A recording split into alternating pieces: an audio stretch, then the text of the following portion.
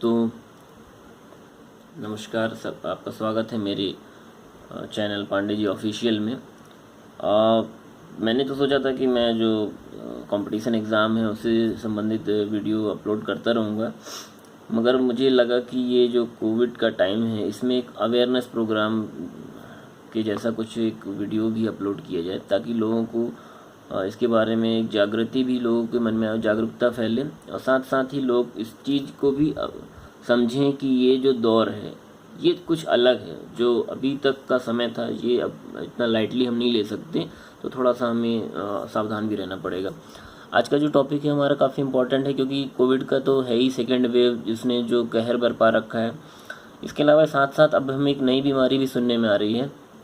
वो चर्चा में इसलिए ज़्यादा है क्योंकि इसकी मॉर्टेलिटी रेट जो है वो 50% है, डेथ रेट जो है 50% है। मतलब लगभग अगर 100 मरीजों को वो बीमारी होती है, वो इन्फेक्शन होता है, तो जिसमें से लगभग 50 लोगों की मौत की आशंका होती है।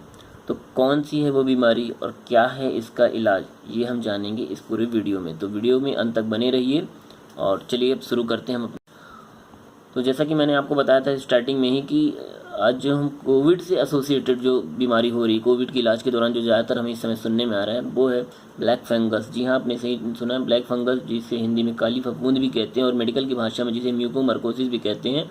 दरअसल ये जो फंगस है ये हमने लगभग मुझे लगता है सभी ने एक तरह से देखी हुई होगी, क्योंकि ये बहुत सी आम फंगस है जो हमें घरों के आसपास में नमी वाले स्थानों में दिख जाती है, या फिर जो फल सब्जियां जो ख़राब होने लगती हैं उसके ऊपर जो फंगस जमती है, दरअसल ये वो है। मगर ये कभी हमें इतना तो लीथल नहीं लगी है, कभी हमें इतना डैमेज तो इसने किया नहीं। क्योंकि उसका कारण है कि जब हम स्वस्थ होते हैं तो हमारी इम्यूनिटी बहुत अच्छी होती है, और उस समय हमें कोई भी इस तरह का फंगस हार्म नहीं कर पाता। मगर कोरोना के इलाज में एक इसका जो एक दूसरा एंगल है वो ये है कि जब कोरोना का पेशेंट सीरियस होने लगता है तो उससे उस कंडीशन से बचाने के लिए स्टेरॉइड्स का जमकर प्रयोग हो रहा है। आजकल आप देख रहे हैं कि चाहे वो मेडिकल प्रोफेशनल हो या नॉन मेडिकल हो, हर किसी के मुंह में एक स्टेरॉइड वर्ड जो है वो आया हुआ है, और सबको लगता है कि स्टेरॉइड खाने से ठीक हो जाएंगे। मगर मैं आपको बता दूं, एलोपैथी की दवाइयों को बिना डॉक्टर बिना फार्मासिस्ट की सलाह में बिल्कुल भी यूज़ ना करें। जो दवाई जो है हमारे लिए इलाज का काम करती है, वही दवा अगर उसकी टाइमिंग उसका डोज सही ना हो तो वो एक पॉइज़न की तरह हो जाती है, और वो दूसरी बीमारी भी बना सकती है। तो इसे बिल्कुल भी इसको हल्के में ना लें।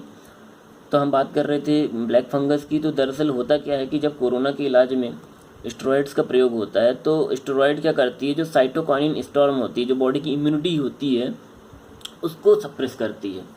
सप्रेस इसलिए करती है क्योंकि साइटोकाइनिन जो स्टॉर्म है, ये एक अलग टॉपिक है, इसके बारे में हम फिर दूसरे टॉपिक में बताऊंगा कि ये अपने आप में जब बॉडी की इम्यूनिटी जो होती है, जो किसी वायरस के अगेंस्ट में काम कर रही होती है, तो जब वो इतनी ज़्यादा काम करने लगती है कि वो बॉडी की ही कोशिकाओं को नुकसान पहुंचाती है, तो इसकी वजह से जो है पूरे फेफड़ों में बहुत ज़्यादा जो है प्रॉब्लम होने लगती थी, और कई बार पेशेंट उससे उनकी डेथ हो जाती थी। तो इस चीज़ को रोकने के लिए स्टेरॉइड दिया जाता है, जो कि प्रतिरक्षा तंत्र को सप्रेस करता है। अब ये तो हुआ ये इलाज का एक रूप, मगर इससे हुआ क्या कि इसकी वजह से बॉडी की इम्यूनिटी बहुत ज़्यादा कम हो गई, और अगर पेशेंट को साथ में डायबिटीज़ भी है तो ये स्टेरॉइड जो है वो शुगर को बहुत बढ़ाती है। ये अनकंट्रोल्ड डायबिटीज़ जो है वो डायबिटिक कंडीशन बन जाती है। तो तीन कंडीशन बन जाती हैं, एक तो शुगर है, दूसरा उसे डायबिटीज़ है, और तीसरा उसे स्टेरॉइड दिया जा रहा है।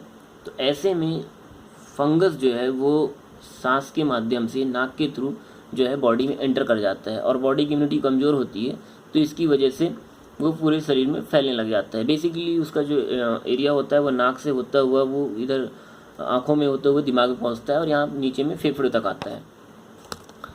तो होता क्या है कि हमें पता कैसे चलेगा, तो देखिए यहाँ पे आपका चेहरा जो है वो सुन्न होने लगेगा, नाक से ब्लैक डिस्चार्ज आने लगेगा, आँखों में स्वेलिंग हो जाएगी, और दर्द होने लगेगा, आपका सिर चकराने लगेगा, आपको सूंघने में थोड़ा सा दिक्कत हो सकती है। तो ये सब अर्ली सिम्टम्स हैं। ये आपको जैसे ही समझ में आए तुरंत अपने ईएनटी डॉक्टर, जो आँख नाक के स्पेशलिस्ट होते हैं, उनसे मिलना चाहिए। अब ये करता क्या है, ये ब्लैक फंगस क्या करता है, ये नसों में एंटर करके जो खून की नसों होती हैं उसको ब्लॉक कर देता है, और एक तरह से उस जगह पर वो ये गैंग्रीन जैसा काम करता है। पूरा आपने गैंग्रीन वर्ड सुना होगा, जो उस जगह को पूरा ख़राब कर देता है। तो कई बार ऐसा ही होता है, जब ये आँखों में पहुँच जाता है तो आँखों से दिमाग में ना जाए, क्योंकि दिमाग में एक बार चला गया तो फिर ये घातक और हो सकता है और पेशेंट की जान भी जा सकती है। तो उसे रोकने के लिए डॉक्टर जो है वो आँखों का ऑपरेशन करते हैं। इसके इलाज के लिए भी जो है दवा जो भी मौजूद है वो है एम्फोटेरिसिन बी का इंजेक्शन है जो दिया जाता है, क्योंकि डॉक्टर की जानकारी में और डॉक्टर अपने हिसाब से उसे पेशेंट को देता है। हालांकि सरकारों ने इसके लिए तैयारी शुरू कर दी है, कई राज्यों में इसके लिए अलग से हॉस्पिटल को नोटिफाइड कर दिया गया है, इसकी दवाओं को रेगुलेट किया जा रहा है। और इसमें एक सबसे महत्वपूर्ण बात यह है कि हर कोविड पेशेंट को घबराने की ज़रूरत नहीं है, ये हर किसी को नहीं होता है। ये जो मैंने आपको पहले बताई जो 3 कंडीशन है, अगर ऐसी कंडीशन में इम्यूनिटी बहुत ज़्यादा कमज़ोर होती है उनमें ज़रूर थोड़ा सा खतरा है। बाकी जो घर में ठीक हो गए हैं या जो माइल्ड सिम्टम मॉडरेट सिम्टम से रह के ठीक आए हुए हैं उन्हें चांसेस बहुत कम है। ये सिर्फ 2 से 3% पेशेंट को ही होता है। तो इसमें एक राहत की बात बस यही है। बाकी ध्यान बहुत रखना है, क्योंकि एक महामारी के बाद हम दूसरी महामारी झेलने की कंडीशन में बिल्कुल नहीं है, इसलिए सावधानी रखना है। इससे बचाव का तरीका ये है कि मास्क पहनते रहें, क्योंकि धूल नहीं जानी चाहिए। धूल जैसी गई तो ये धूल में आता है और नमी बनी हुई है तो फंगस बन जाएगा। तो आपको मास्क बना के यूज़ करना है। मुझे लगता है आपको अगर ये वीडियो अच्छा लगा हो, इन्फॉर्मेटिव लगी हो, तो इसे और ज़्यादा शेयर कीजिए। और वीडियो को सुनने के लिए थैंक यू सो मच। जय हिंद।